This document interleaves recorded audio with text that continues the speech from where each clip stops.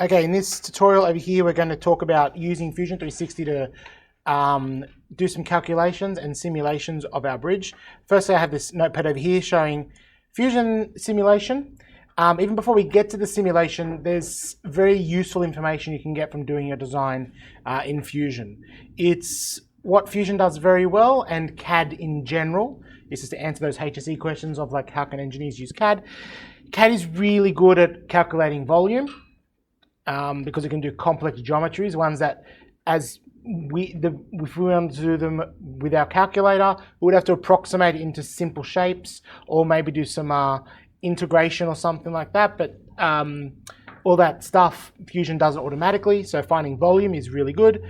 Finding measurements between two components, useful if you're getting your length of your balsa wood, but also good if you want to find like clearance between two parts. If you have a door that's opening in a frame, you can model the door in like its closest state and find what that clearance is to see if it's within your tolerance. You can also approximate weights, and I have approximate weight there because it just uses the density volume equation, where you can find the mass of an object by getting its volume timesing by its density.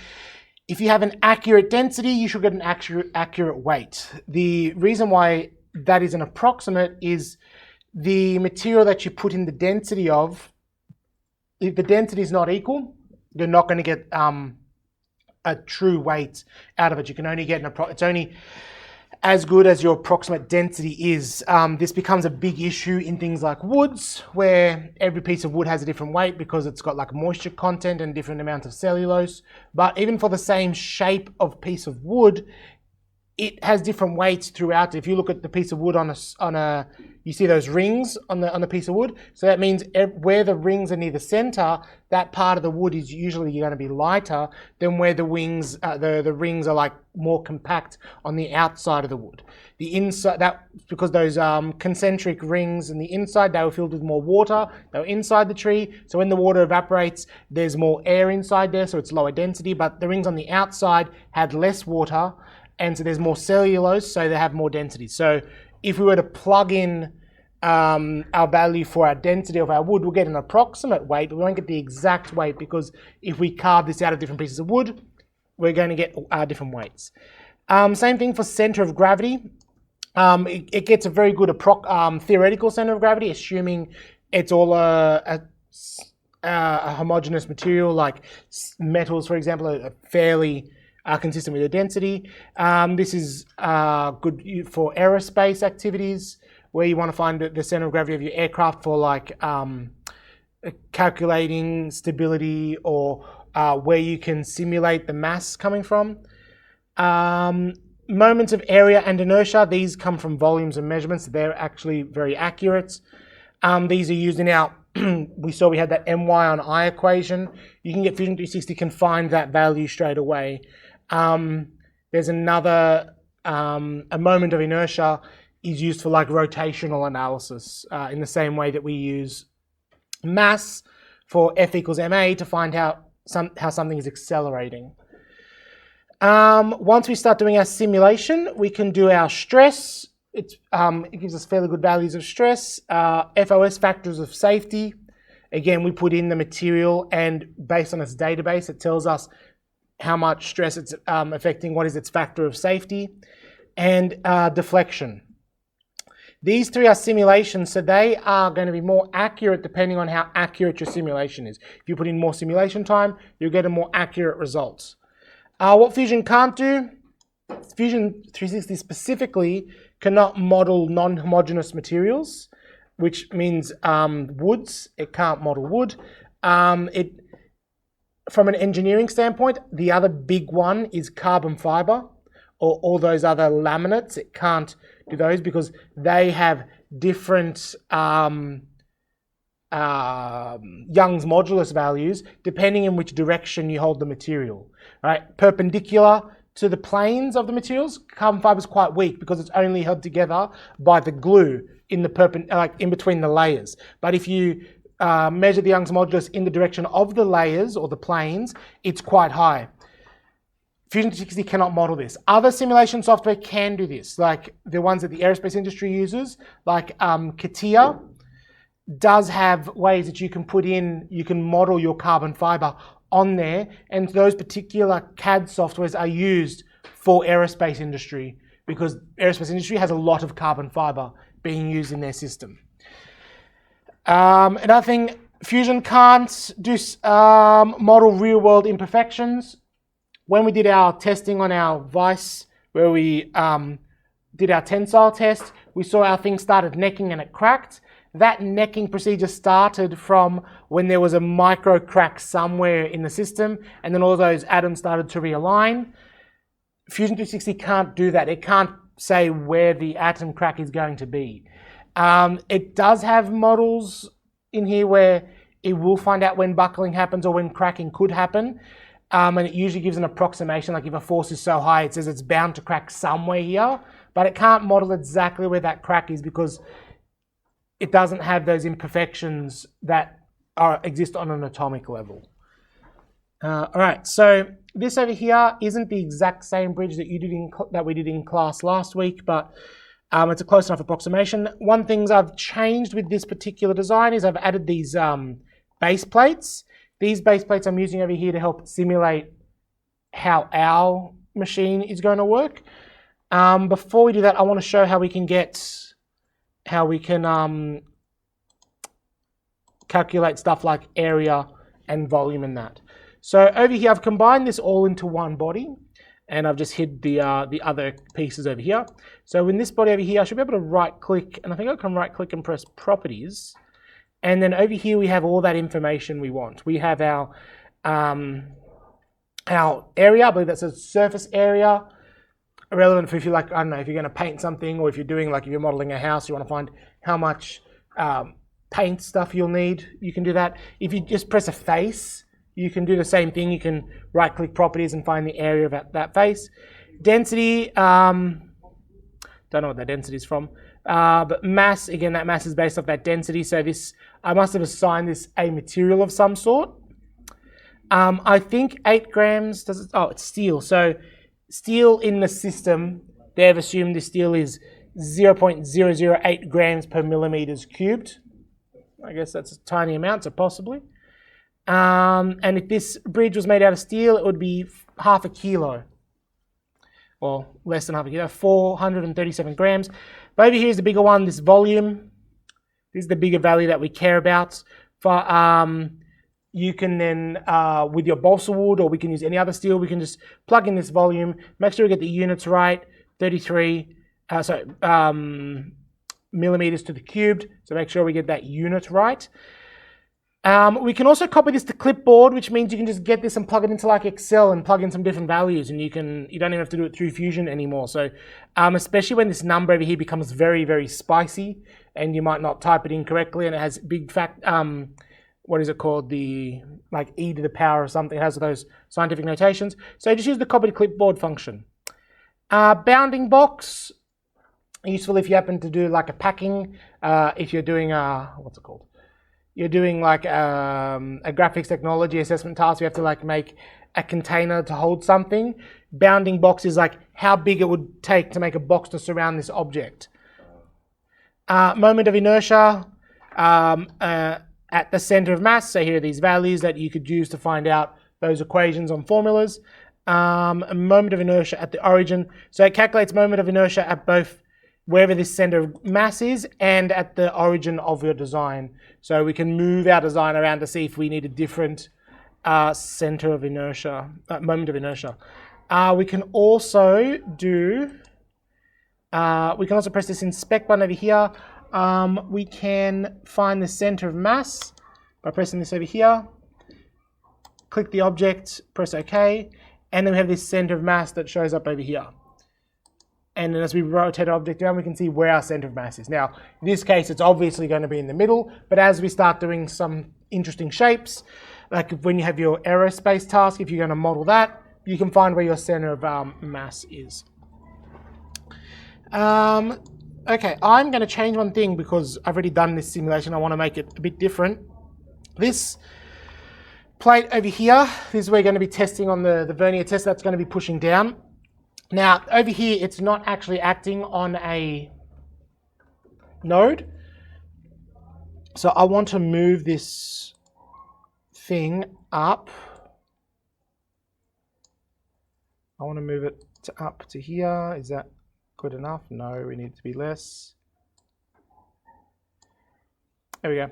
So I'm just going to move it up here so I can have it pushing down over there. Press OK. If you're going to model your bridge, I suggest you put these things over here. They're going to help later in us putting the forces onto our bridge. So let's save this design. Yep, whatever, saved. And now let's use our simulation function in Fusion. We're going to design simulation. As you go to the simulation screen, your thing will load up and you have lots of options here. You can see Fusion 360 has a lot of simulation options. Static stress, modal frequencies, which is like, you get a tuning fork and you resonate at a certain frequency.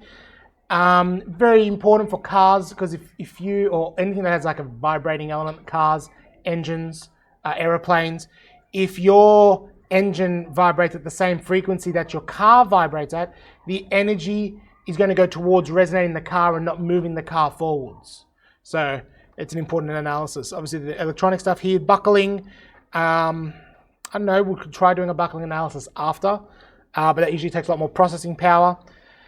And these other ones I'm not so familiar with, but for our basic understanding for what we need for the HSE, static stress should be enough. We can press this, press create a study. Now there's some things our study needs. Our study needs to, we have to fill out these things in. Now we already have a material and our design is fairly simple already. So let's start by talking about what we need. We need our constraints. This is a simulation, so it's going to be finding out what is the one correct mathematical equation here. And if we don't bound it by saying this bridge has this certain amount of flex based on these forces, if we don't constrain it, the answer is true if I'm holding the bridge here, or if I'm holding the bridge on the other side of the room, or if I'm spinning it around in space. The answer for the flexingness in the material is still the same. Right, so it's imagine like you get your ruler and you're flexing your ruler and you're facing to the left or you're facing to the right. The ruler is still experiencing the same amount of flex on it. So we have to lock the ruler into place. So that's why we're using these base plates over here. These are going to be some of our constraints. So we'll go to constraints, structural constraints, fixed. I'm going to press this face plate over here. These two plates we just made, they're going to be fixed, and we're going to press OK. The next thing, over here we have this piece of metal. We can go to loads, put a structural load. I'm going to press this particular face over here, and this face, I want it to put a force that goes down. How many newtons? Let's do 1 kilo. So what's 1 kilo? Can I do 1 kg? Does that even work? No. So it'll be 1 times 9.8. So it should be 9.8 newtons going down. There's 1 kilo on this bridge. And I personally think it's not going to affect the bridge a lot because this bridge is steel in this system, right? But it'll be enough for us to get our simulation. So we've got this, we've got our loads. Now contacts, we have to tell it that these things are actually connected. So in Fusion, we can just do automatic contacts. Usually that's going to be enough. Usually if we've done our design right, things aren't less than, things will be closer to 0.1 millimeter apart. So then we press generate over here and it should make those contacts.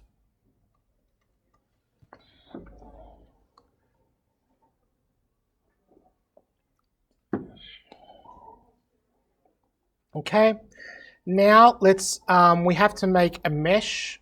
I don't believe we have a mesh on this system yet. So over here when I press mesh, I wanted to press the I button to see it.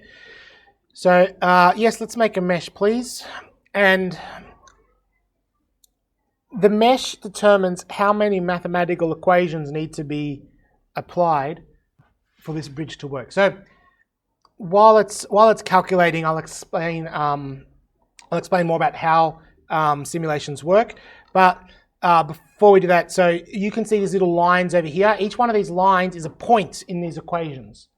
And so each one of those is almost like its own truss analysis that it's going to be calculating. So the more points, the more mesh, the more accurate we're going to be, but the more calculation it's going to take to solve to do this. I have this, so now I think constraints, loads, contacts, mesh. I don't have to manage it. We can do our pre-check in Fusion. It says we have all the stuff we need, and then we can go and we can press solve. Now, do I want to do it on my... yeah, solve one study. Education account, unlimited solving, let them use their fancy computers.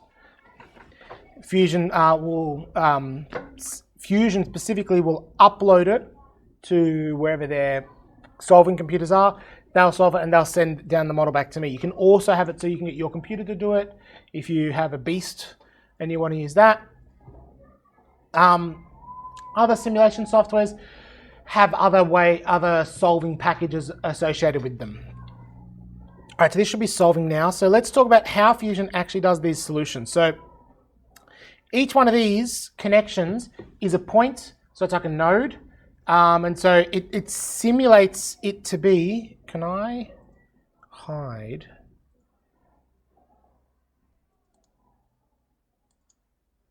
And just see the mesh? No.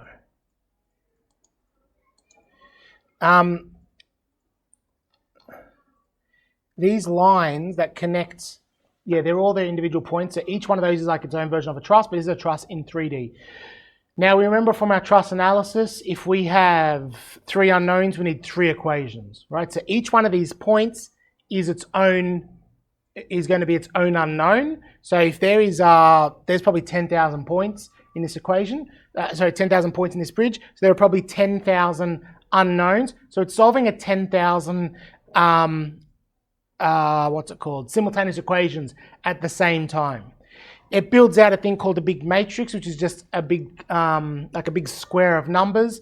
And by doing the same substitution method that you learned in Year 9 and Year 10, by getting one row substituting into the next one, it can do that. Except it gets exponentially bigger as you get more numbers. If I go from 1,000 nodes to 2,000 nodes, I may have doubled the number of nodes, but I've increased my calculations I need by like 4. Because, yeah, more things. So we did this under a 1 Newton load. And if we have a look over here, minimum factor of safety, everything is 15. That's because we only put like a 1 kilo load on a piece of steel. So let's not worry about the factor of safety or this image over here for now. Let's look at what we care about. Let's look at stress. So over here, stress, if I put a 1 kilo load on that bar over there, we see we're going to get the most stress happening right over here in our bridge. And then over here, we see there's also a lot of stress over here. So this might be the part of the bridge that would fail first. But we can also see the reaction forces. And we see that over here, the most reaction forces are going to be over here. Is it in units? 2.2 newtons.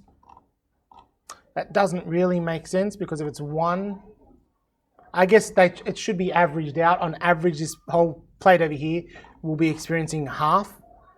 I don't think, there probably is an option where you can see the entire force on that whole plate. But you can see where there's going to be the most impact on the reaction forces. Displacement is another one. We can see where there's the bridge is flexing the most. We can see clearly it's flexing in the middle, and also this deformation over here, this is adjusted. So in simulations we can make it so the deflection is more than what it actually is, so we can visibly understand what's happening. Like remember when we were doing the tensile test, we didn't really see it expanding or necking, but we saw the force go up because the deflection is happening in like the millimeter range. Let's go over here. If we do it actual deflection, that's actually how much the bridge is deflected. If we actually go over here, the maximum deflection is 2.042 e to the minus 4 millimeters. So it's actually a very small amount of deflection. I don't think we can even see it. It's not going to render on a pixel. Okay, but there's something I want to change with this test. I want to, because this isn't actually how our bridge is testing. We're not putting a 1 kilo weight on top of our bridge. What are we doing? We are pulling our bridge down until it fails. So instead, what I want to do is I want to go and I want to delete this force over here, delete this force, and I want to see how that would be different. We can actually force a displacement. So what I'm going to do in our constraints is I want to do a prescribed displacement. And again, I want to press this particular plate over here. And I say I want this plate to go down 1 centimeter. So the bridge is going to flex 1 centimeter. So that'll be minus 10 millimeters in the Y direction. Now I should be able to solve, and we'll see how this works. I'm going to pause the video and then I'll unpause the video when this one loads. All right, so when we put that prescribed displacement, we see, oh, we have a bad factor of safety. Yeah, steel doesn't like to be bent 1 centimeter. That's not very good for this piece over here. I find the factor of safety works better if you have like a really good design and you go into intricate details. But for like these conceptual designs we're doing, it's not the best case. But what is when we go to things like factor of safety, the whole thing is like, nah, it's not good. But what is good is when we go to the stress, because the stress will give us a more accurate understanding. So over here we move this down, and this is an actual deformation. So if we move this down 1 centimeter, this is what it would actually look like, and that's approximately what we saw in the workshop. All right, we'll go through the differences, but you know, we expect the middle of our bridge to go down and then break. Now this over here doesn't model the breakage; it just models if we're doing a calculation, if the Y displacement was set to 1 centimeter, what would the stress be? And over here we have the maximum stress over here of 19 gigapascals. So we could find out if steel or balsa wood or whatever, if 19 gigapascals would be enough to break if that surface stress is enough to break that piece over there. We can also find out our reaction forces, and so now if I wanted to deflect this, this is how much newtons we're putting onto it. So 215 kilonewtons you need to make that metal deflect, the steel to deflect 1 centimeter. So that's what, like 2 tons? 21 tons. So surprisingly that's a lot, but might get maybe. Don't know. But that's the force, and the reaction forces are the least accurate, are less accurate because they're really, we don't think of putting on point loads in the real life. We put on like it's distributed over like an area. So we'd have to find like the average load on that particular bar. But the stress is relevant and the deflection. So now here we're looking at another limitation of it. This over here, this is saying this is how steel would deflect if we are pushing a 1 centimeter load down onto here. And we've already said that this will not move. Now, when we modeled our bridge, what did we notice happened here? What happened here in our bridge when we were testing it? Yeah, this was lifting up, right? We told it no, in our simulation, we said no, keep this flat. So that's actually producing like a negative force onto our bridge. I haven't found a successful way to model the bridge so it can disconnect as it's doing it. Probably more advanced simulation software can. Fusion isn't the most advanced one. It's meant for integration and simplicity. Another difference over here, this wiggly line over here, this is not what balsa wood will do. What balsa wood would do. This is what steel would do. So what would we expect if we had a piece of balsa wood in this case? Yeah, balsa wood it doesn't flex. It stays straight and then it will just snap. So we can understand that over here, this is probably an area where it will snap, and that's probably fairly accurate. Most of your bridges will probably fail somewhere there. We're expecting a crack to happen there. the CAD software doesn't know that we actually want to do balsa wood and that it's going to crack there. So it's just assuming, oh, the metal would flex there and the metal would flex there. So us as engineers, we have to read this and understand what we're seeing there. And then if we kept putting force, we'll look at the next place. Well, there's anywhere where it's yellow, and we can actually get rid of these low stress areas, right? And so any of these high stress areas, these are areas where we're probably going to crack first in these areas. And when you're doing your reports, you can do something like this and say, look, this says this area, these areas should crack first. In our test, these were the ones that cracked first. Why engineers need to use CAD software? If you're making this the bridge, and this is your simplified version of the bridge, you know, this is where there's the most stress, this is where you have to do the most inspection for crack growth, because cracks are likely to grow where there's the most surface force. And so you can model that and tell your engineers to inspect those cracks. I think that's all we need for that simulation. I'm not going to do a buckling, but one thing I will show before you finish is we can even model this because it looks pretty cool. If you've done this effort, go for it. We can press the animate feature, and if you press the play button, ooh, look at that. Wow. On our bridge, fairly simple, we know this is going to work, but you could have more of a complicated structure. Like if you imagine you have like your metal ruler and you hold it like sideways and you put a weight onto it, it's not going to flex straight down. It's going to like bend and twist. And you might only understand that if you render that, and you might want to look at the video to understand what's happening there. Okay, I think that's it.